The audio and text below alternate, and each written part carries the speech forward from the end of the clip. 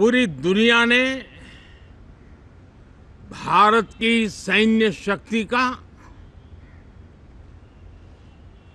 भारत के सैन्य के सामर्थ्य का रूप देखा है। ऑपरेशन सिंदूर में भारत की सेना ने जो लक्ष्य निर्धारित किया था 100% अचीव किया। आतंकियों के आकाओं के घर में जाकर के 22 मिनट के भीतर भीतर ऑपरेशन सिंदूर के तहत उसको जमींदोज कर दिया गया। और मैंने बिहार की एक कार्यक्रम में इसकी घोषणा की थी,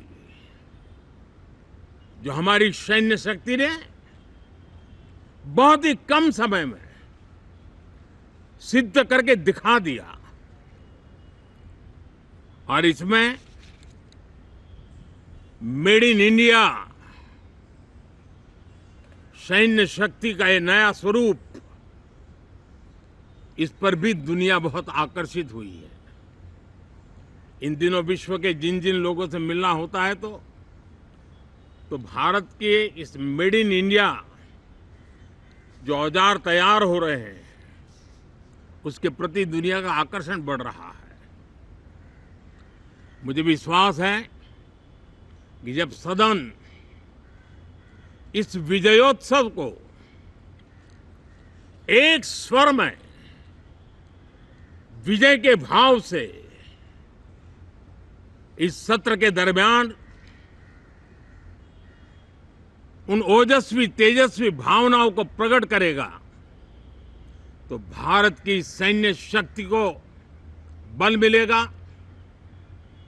प्रोत्साहन मिलेगा, देशवासियों को प्रेरणा मिलेगी और सैन्य क्षेत्र में जो रिसर्च, इनोवेशन और मैन्युफैक्चरिंग हो रहे हैं, made in India defence equipment बन रहे हैं,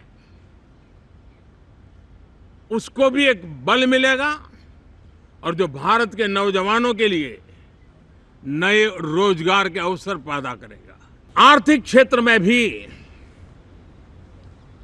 जब 2014 में आप सबने हमें जिम्मेवारी दी, देश फ्रेजाइल 5 की अवस्था से गुजर रहा था। 2014 के पहले वैश्विक अर्थव्यवस्था में हम 10वें नंबर पर थे और आज भारत तेज गति से दुनिया की तीसरे नंबर की अर्थव्यवस्था बनने की दिशा में आगे बढ़ रहा है, दरवाजे पर दस्तक दे रहा है। इन दिनों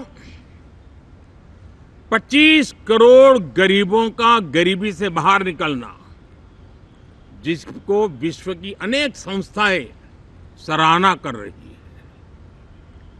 देश में